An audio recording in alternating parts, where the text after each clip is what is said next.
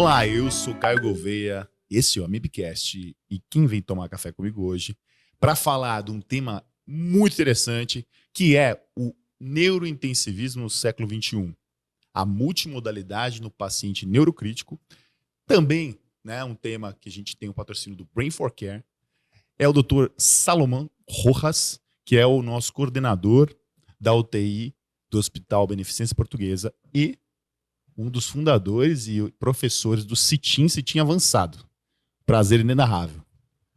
É prazer, uma honra estar com vocês aqui para falar de um tema muito interessante, século XXI, a não invasividade nos pacientes neurocríticos. Excelente. Quem veio falar comigo também? Aqui, ó, a telinha. Dr. Daniel Godoy, neurointensivista, presidente da LABIC e diretor da Associação Latino-Americana de Paciente Neurocrítico, além também de ser o diretor da unidade de neurocríticos do Hospital Sanatórios Pasteur, na Argentina. Catamarca. Pronto, tem corrigido tudo. É isso aí, pessoal. Hoje o tema é muito bom. E começando a falar exatamente sobre isso, o primeiro ponto que eu queria abordar era o quanto a gente tem de possibilidades do uso de medidas, de certa forma, não invasivas no controle, especialmente do paciente neurocrítico, inicialmente. Bom, hoje em dia, os pacientes neurocríticos cada vez estão más y en este momento la metodología no invasiva nos está tornando un acceso y una monitorización más rápida de los pacientes, más que todo para definir conductas más agresivas en algunos pacientes. Entonces, a monitorización no invasiva no veio a sustituir, ao contrário, veio a sumar. Y más que todo, como sirve para triar, una triaje, qué paciente podemos llevarlo para una monitorización invasiva ou não invasiva. Poderia ser algo assim como, além de somar mais uma possibilidade nesse paciente, também ajudar um pouco na triagem de qual paciente é o mais grave, qual precisa de um outro exame ou até uma intervenção. Exatamente. Doutor Daniel Godoy, a sua experiência também é parecida?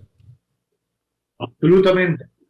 Yo creo que el monitoreo no invasivo ha venido para quedarse, y en medida que se vaya desarrollando cada vez más, va a ocupar, hoy por hoy está ocupando un rol extremadamente importante, por muchísimas razones, ¿sí?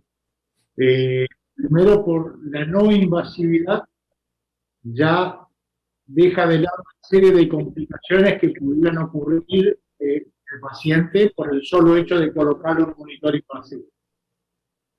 Segundo, la no invasividad en general, ¿sí? Es de forma más fácil de implantar, pero al mismo tiempo va a requerir más trabajo porque la interpretación requiere un análisis muy cuidadoso de todo y cada una de las variables que se puedan llegar a obtener.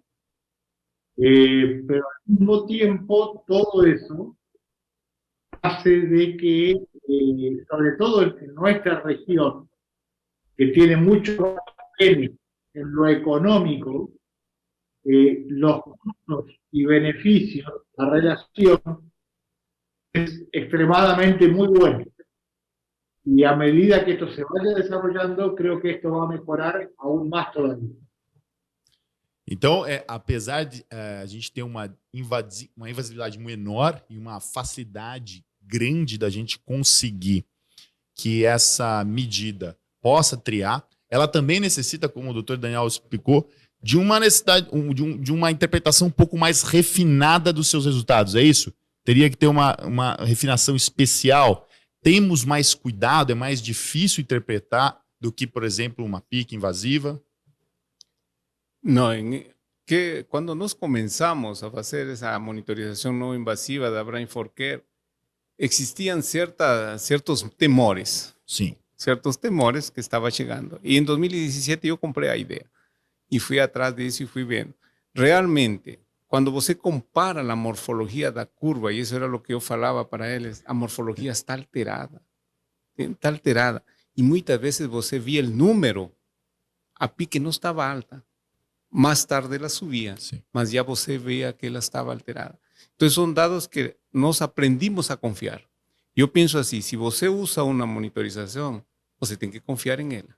E nós aprendimos a confiar e aprendimos a usá-la. E cada vez mais, como o professor Daniel fala, temos lugares onde não temos muitas coisas. Nada. E são, por exemplo, um tomógrafo custa milhões. Um pique para instalar, mas são problemas sérios. Então, com isso, nós podemos trabalhar de forma mais, assim, como podemos dizer, mais assertiva e poder levar ao paciente de melhor maneira. Eu acredito que cada vez mais, como dice Daniel, vamos aprendendo com a monitorização não invasiva, estamos chegando a um espaço maior. Perfeito. Doutor Daniel, você tem uma experiência também no uso da monitorização não invasiva. Quais são as vantagens maiores que você viu no seu dia a dia, nos seus pacientes, de uma unidade específica de neurocríticos, então que tem toda a monitorização que a gente necessita, precisa, dessa adição do Brain for Care, ou essa adição da medida não invasiva da pressão intracerebral e, ao mesmo tempo, se há essa interpretação prévia das ondas, essas mudanças, como o Dr. Salomão falou aqui, tem um benefício muito grande para você colocar no seu protocolo de atendimento desse paciente neurocrítico? Absolutamente. Me gustaría, para la audiencia, dar dos conceptos que para mí son fundamentales. El primero, ningún sistema de monitoreo, sea este invasivo o no invasivo, salva la vida de ningún paciente. Perfeito, perfeito. Digo Swan-Ganz, né? Exactamente.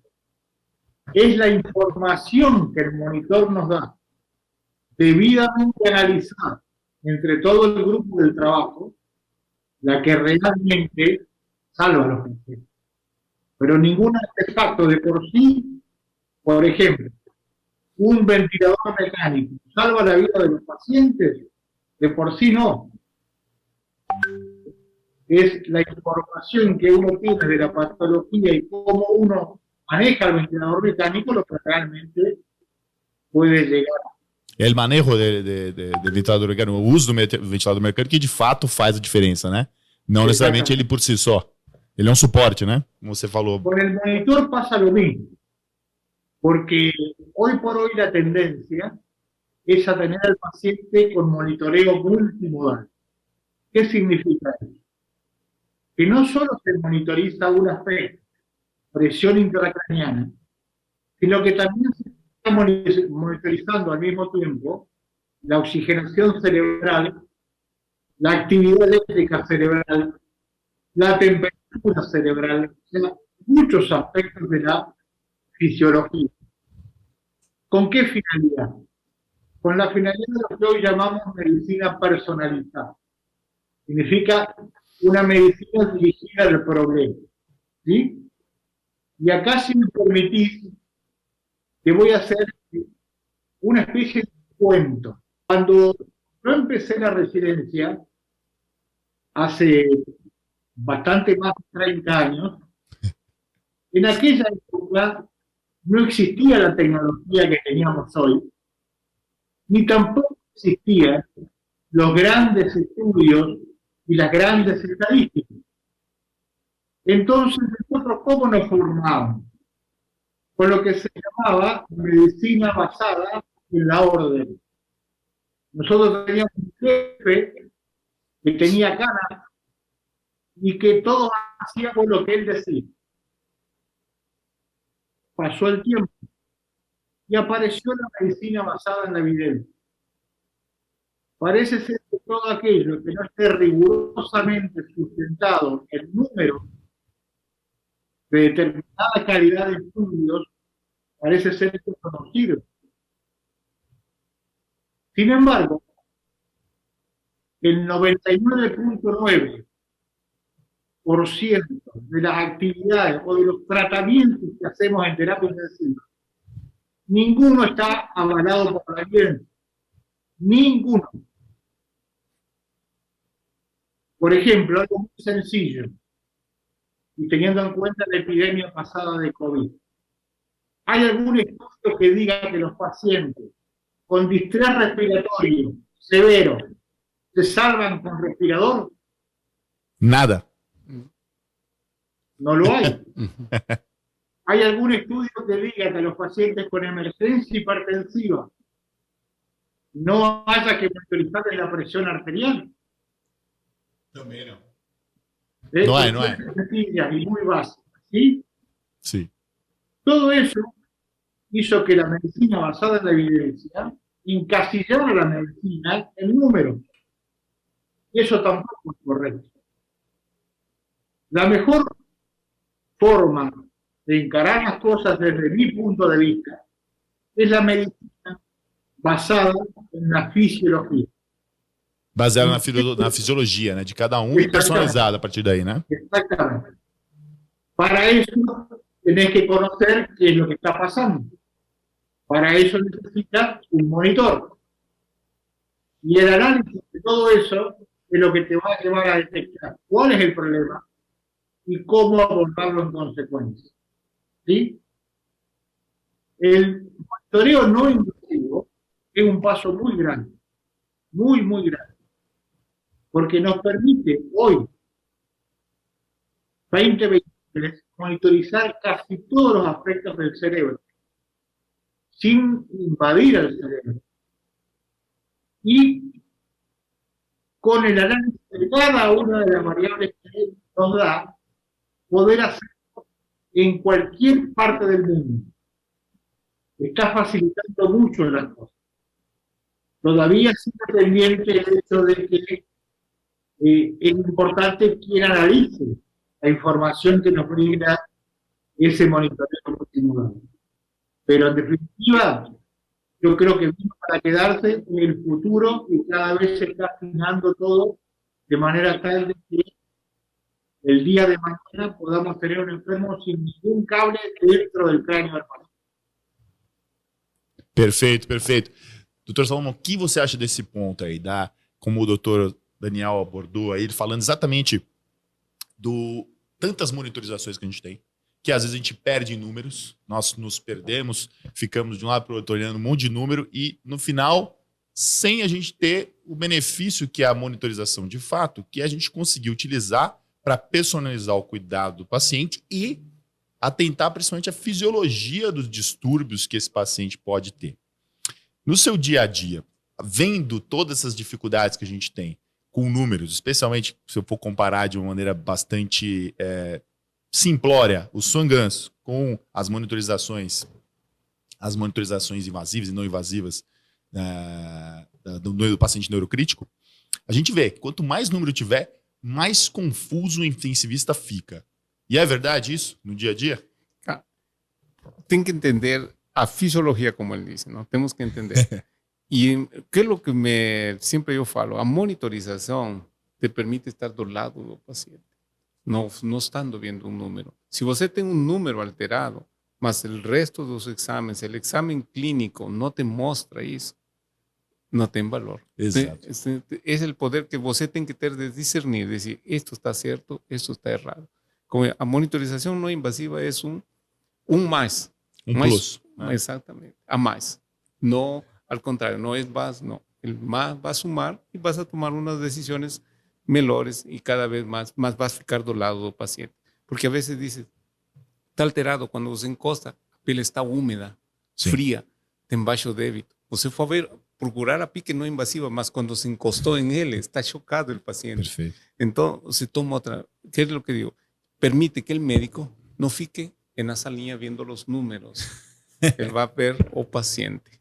Isso é importante. É o mais importante. Você Exato. juntar, é uma Exato. formação a mais, é uma coisa que vai te ajudar. E para isso, você tem que saber usar de uma maneira a não se fixar ao monitor e sim se fixar mais ao paciente. Com o auxílio daquela colinha que o monitor está dando para a gente. Exatamente. Muito bem. Bom, uma coisa que a gente tem de fato no nosso dia a dia é que existe uma ampla gama de monitorizações invasivas no paciente neurocrítico, sendo que em muitos centros a gente tem basicamente o uso da PIC, né? A gente sabe que as outras monitorizações invasivas têm os seus pontos positivos, ao mesmo tempo têm os seus pontos negativos, né, as complicações que cada uma da monitorização invasiva pode ter. E por esse motivo, até às vezes, pela dificuldade do uso no seu dia a dia dessas monitorizações, pode ser que não seja tão interessante alguns centros utilizar. Até pelo que a gente falou, né? Você não está perto do paciente, não sabe ver o que está vendo, o que tem nos números lá, às vezes mais atrapalha do que ajuda. E no caso dessa monitorização não invasiva, como a gente comentou, a gente tem centros grandes de terapia intensiva, centros grandes e com muita tecnologia para abordagem do paciente neurocrítico.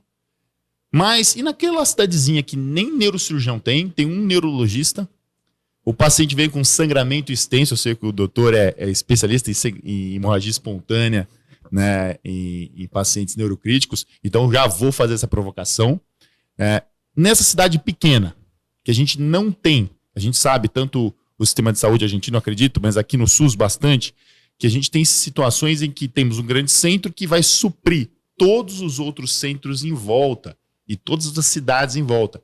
E para isso a gente precisa de uma referência, a gente precisa mandar esse paciente. Esse paciente precisa sim de uma abordagem, monitorização invasiva, de uma avaliação do cirurgião. Será que essa monitorização não invasiva no âmbito das cidades menores teria um benefício grande nessa triagem e melhor direcionamento desses pacientes neurocríticos? Minha opinião, sim. Minha opinião, sim, porque é um método fácil de fazer. Por exemplo, pega Brain for Care. É fácil de Quer fazer? Vamos fazer. Lá. Vamos fazer aqui. Vamos testar. Fácil. Você coloca na região temporal aqui, tem uma para apertar, lo deixa apertado. Uma rosquinha para apertar, tá? Aperta, lo deixas em uma posição que não comprima demais a cabeça, deixa, e aí vai aparecer as ondas de curva. Aí você vai avaliar P2 maior que P1, ou P2 igual, ou P1 está normal. E isso te vai servir acompanhado, por exemplo, vaina del nervio óptico. Sim. Faz as duas coisas. E é simples. É simples. São dois métodos simples que você vai poder fazer e vai poder interpretar, vai mandar. Interpretar melhor. Exatamente. Então, aquele sangramento tendo efetivamente uma alteração. Exatamente. Que dizem que essa alteração é até mais precoce que até a própria alteração da baía de nervo óptico, é isso? Exatamente. A vaina del nervio óptico é mais estática. Não? Sim. Então, ela vai demorar em mudar. E aqui você tem essa alteração. Faz a vaina, diz, nossa, um dia eu recebi um paciente com uma hipertensão que não corrigia com nitro tão fácil, já estava com 5 microgramas de nitro por ciato, hipertenso, um pós-operatório, e digo, e agora? Coloquei a Brain for Care, P2 para maior que P1. Em seguida foi para tomo o paciente, tinha uma hematotia sangrado em leito cirúrgico. E não tinha sintoma assim? Ele só estava hipertenso. Só hipertenso. Só hipertenso. Caraca. Aí lo mandei para tomo, e da tomo eu ia comunicar ao neurocirurgião, o neurocirurgião levou para centro cirúrgico. Então, acredito que isso é o que nos vai ajudar. Vai aparecer aí para vocês verem daqui a pouquinho como funciona, como é que é a onda. A gente gravou, tá? Vai aparecer, vocês vão ver. Fiquem ligados aí.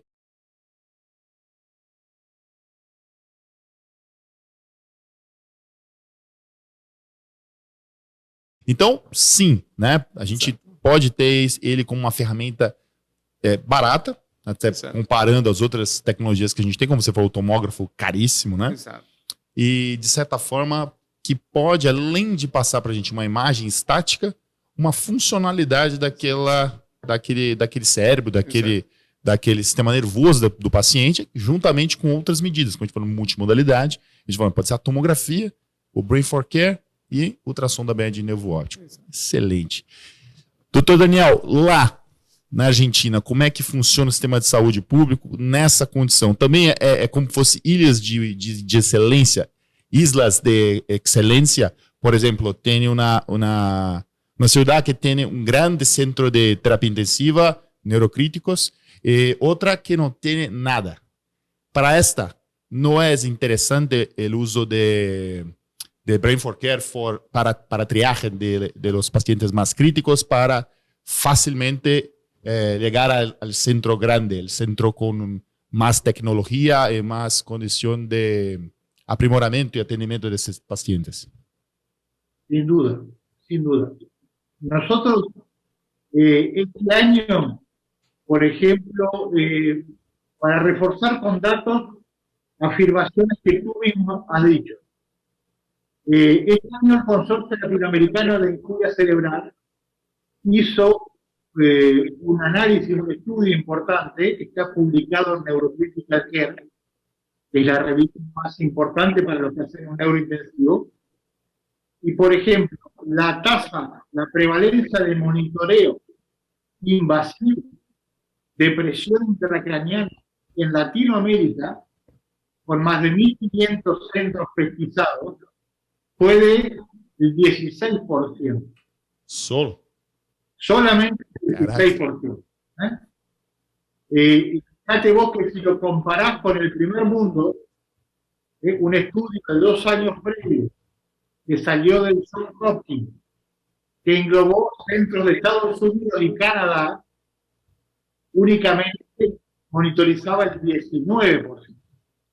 O sea que de por sí el monitoreo es muy bajo. No basta. La intracerebral espontánea es más bajo aún.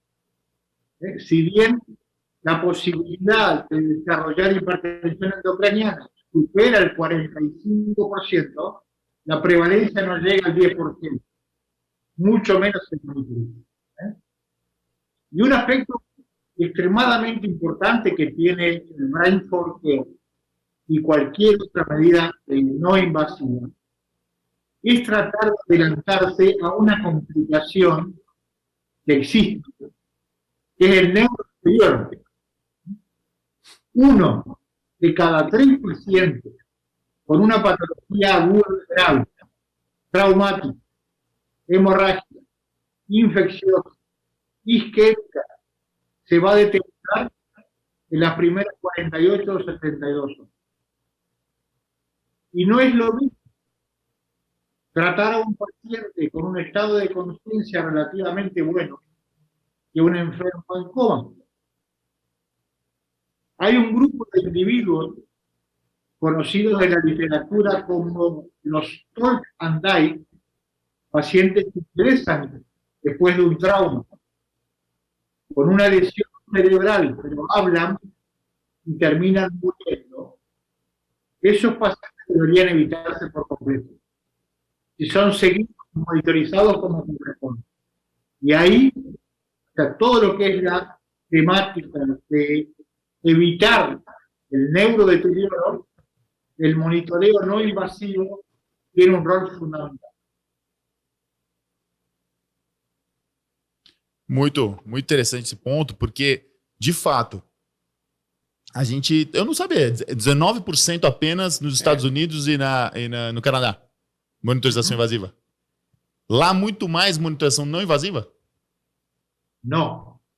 Esos estudios fueron llevados a cabo por monitoreo invasivo. Invasivo. Exacto. Nosotros ahora... Só 3% más, ¿no? Exacto, solo 3% entre el primer mundo y nosotros. Comparado con nosotros. Exactamente.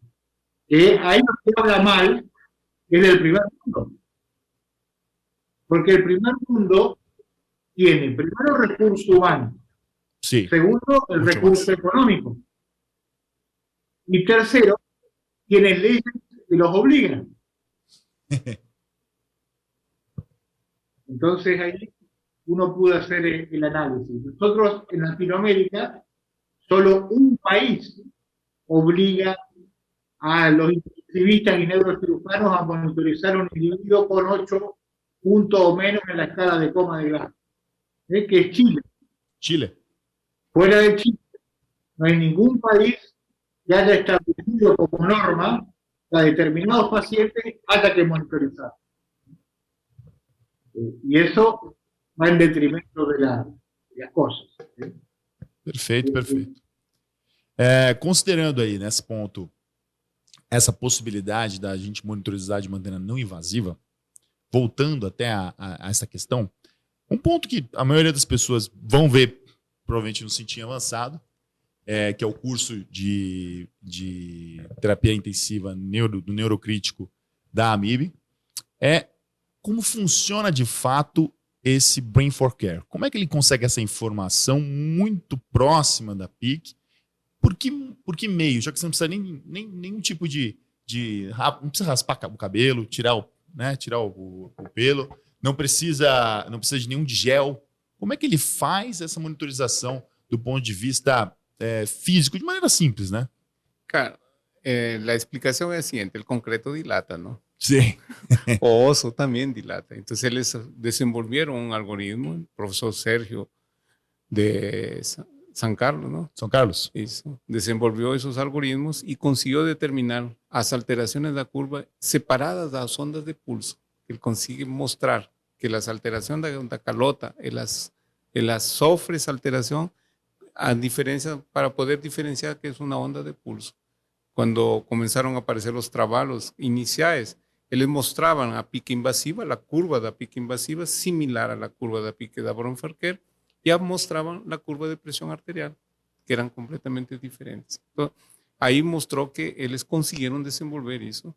Y ahora yo falo para ellos que el día que ellos consigan hacer un número, nota 10, nota 10 y nota 20 para los pacientes, para los países fuera de Brasil, ¿no? Nota 20.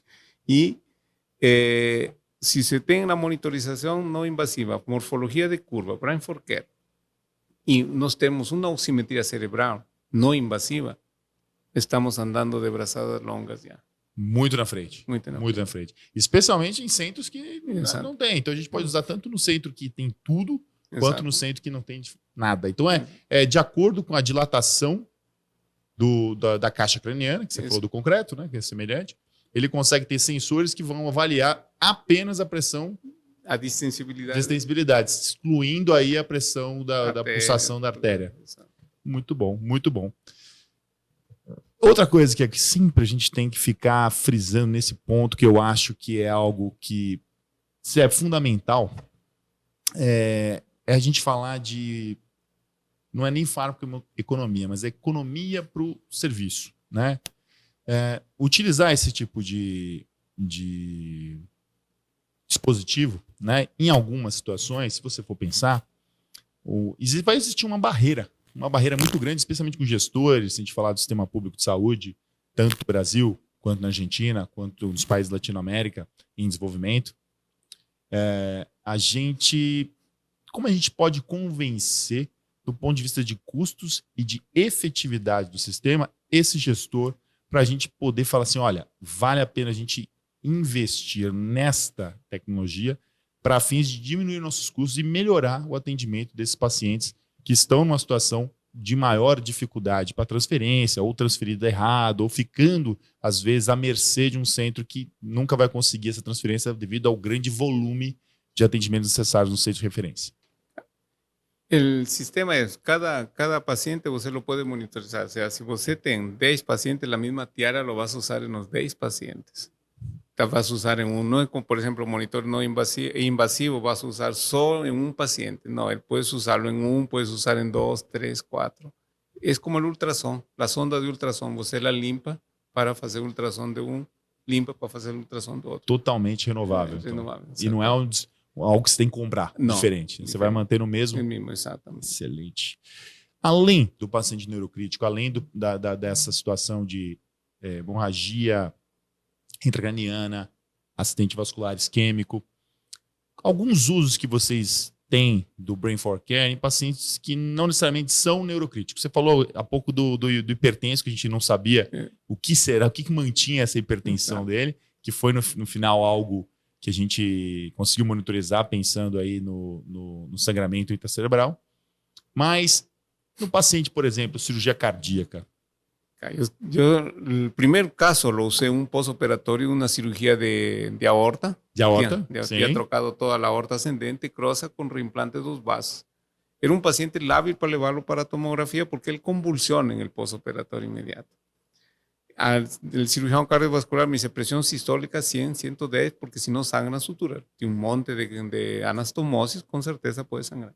Cuando coloqué a Brain for Care, P2 estaba mayor que P1. Fui subiendo a presión, mexí con PCO2, mexí con todo.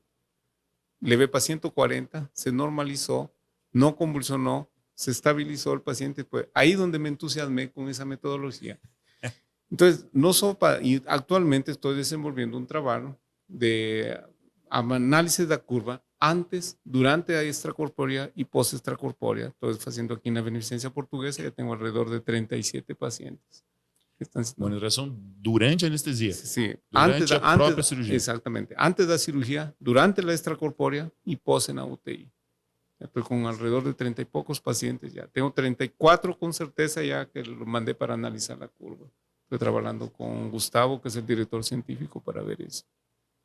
Perfeito. Então, é um uso para avaliar, para monitorizar Cara, os riscos de lesão que pode ter durante isso. a própria extracorpórea. Exatamente. E, além disso, doutor Daniel, tá sabendo, o doutor Salomão utilizou no paciente que está em cirurgia cardíaca, em circulação extracorpórea.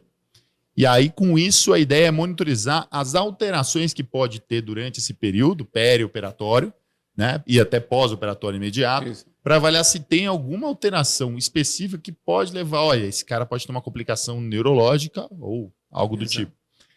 O senhor também tem algum tipo de uso diferente do paciente neurocrítico clássico? Alguma utilização diferente do paciente neurocrítico clássico? Por exemplo, um paciente... Muchas. Muchas. Yo te cuento un paciente actual, que lo tengo actualmente en la unidad, que tiene lupus eritematoso. Lupus eritematoso? Exacto. Y ustedes saben que el neurolupus es una complicación del lupus, y en este caso particular, en realidad el motivo de ingreso es una neumonía grave por el H1N1 con distrés respiratorio, pero trastorno de la conciencia, fallo renal y diálisis, donde se encuentra encefalopatía séptica, metabólica, propia del lupus, el neurolupus. Ahí es extremadamente importante el monitoreo o el neuromonitoreo, y en este momento ese paciente está con Brain for Care. La semana pasada monitorizamos una paciente siguiente. Es una patología neurológica, como complicación de una no neurológica. É uma complicação neurológica de uma enfermidade não neurológica. Sí. ¿Cuál es la enfermedad? ¿Cuál es la enfermedad? Que fue la eclampsia. Eclampsia. Exactamente.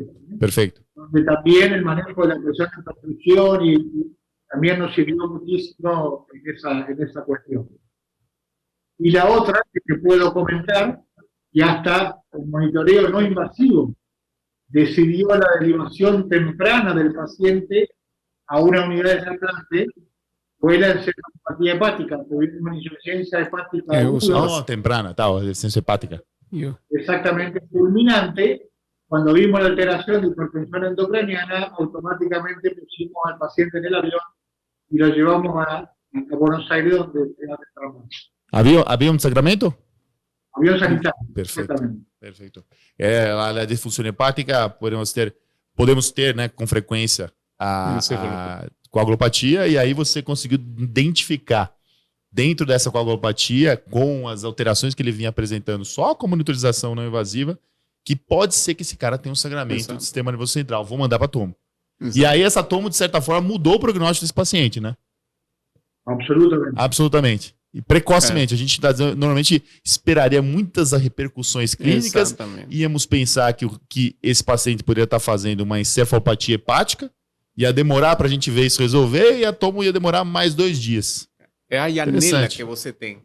É a janela que você tem para tomar conduta. Janela excelente. Exatamente. E esse, nas encefalopatias hepáticas, funciona pós-PCR, controlado. Pós-PCR. Nós tivemos recentemente um colega que ele teve uma parada, lo monitorizamos, ele ficou em ECMO também, tudo, e a P2 maior que P1. Usei todas as medidas de proteção cerebral. Hicimos todo, controle de temperatura, tudo isso. Ele se recuperou, lógico, lo que lo salvou foi a saída da ECMO. Da ECMO, perfeito. Tá? Mas não adianta você tirar um pós-PCR se você não faz a proteção depois. Perfeito. Fizemos todas as medidas de proteção, colega, Glasgow, 15, normal, cognitivo, normal. Depois de uma parada... 80 minutos. 80 minutos de parada? De ressuscitação. Caraca. 80 minutos, e CPR, Brain for Care, cuidados. Ele Glasgow ficou- 15. Glasgow 15. Ele ficou em ECMO. Caraca. Ele saiu da parada em ECMO. Ficou quase 24 horas em ECMO. Foi retirado da ECMO e depois fez todas as medidas de proteção cerebral. Excelente, excelente. Tá. Muito bom. E é um paciente que normalmente, mesmo em grandes centros, né, que a gente não tem essa monitorização, a gente vai desacreditar do prognóstico neurológico, né? Exato. A despeito de ser uma parada, provavelmente, aí para um ICPR, aí, provavelmente para algo cardíaco, algo Exatamente. Era né, que normalmente a gente sabe que temos uma janela aí de ação um pouco maior, né, Exato. uma FV, etc. Mas 80 minutos de parada e Glasgow 15 depois a ressuscitação é importante. ressuscitação fantástica. A ressuscitação foi boa também, né? ¿Eh? 80 No, minutos la bem resucitación ressuscitados. fue muy bien feita y levado para ECMO en la hora cierta, todo. Fue lo que lo tiró da parada, ¿no? Y fue lo que lo trouxe vivo, ¿no? Muito bom, muito bom. Bom, senhores, é fantástico o bate-papo. Realmente é muita coisa que a gente aprende no nosso dia a dia e o quanto a gente consegue previamente monitorizar um paciente em uma situação crítica e avaliar se ele pode apresentar uma nova situação, que nesse caso é uma doença neurocrítica vindo de às vezes, uma doença não neurocrítica. Com isso, nós estamos terminando o nosso bate-papo, 40 minutos de bate-papo de paciente neurocrítico no século XXI. E eu quero agradecer, primeiramente, a presença dos dois grandes doutores aqui da do paciente neurointensivo crítico aqui que a gente tem no nosso cotidiano, graças à atuação de vocês, até no ponto de vista tanto histórico quanto nesse desenvolvimento de novas monitorizações, novas abordagens. Eu gostaria de deixar para vocês uma palavra final sobre essa monitorização, sobre o que a gente pode ter ainda futuramente de monitorizações não invasivas que podem, como você falou, né, o Brain for Care junto com a monitorização Exato. da oxigenação cerebral não invasiva, pode ser um filé para a gente ter algo de triagem e até, de fato, uma monitorização em centros de grande especialização em paciente neurocrítico. Muito obrigado. Fique à vontade. Los pacientes neurocríticos, el futuro acredito que va a ser a monitorización no invasiva como todo está llegando. Mas no só un dado, va a ser conjunto de dados. Essa é a palavra. Conjunto de dados é o Exacto. ponto. Tá? Eso es lo que va a ser para el futuro de eso. No, un conjunto de dados no invasivos que van a ayudar a monitorar estos pacientes. Excelente. Doutor Daniel, las últimas argumentaciones sobre monitorización no invasiva, sobre el futuro de la neurointensivismo con estas nuevas tecnologías, también con una presencia más fuerte del intensivista a Beraleito. Absolutamente. Por eso empecé este podcast con esa idea. Vino el no invasivo para quedarse. Hay que todavía afinar algunos aspectos importantes. Creo que también esto va a ayudar a que la gran masa de médicos empiecen a interpretar las cosas de otra manera. Tú decías al principio que gran cantidad de datos muchas veces no sabe qué hacer con ellos. Ese es un problema. Creo que es mucho más problemático hoy por hoy que tener sistemas de monitoreo no invasivo.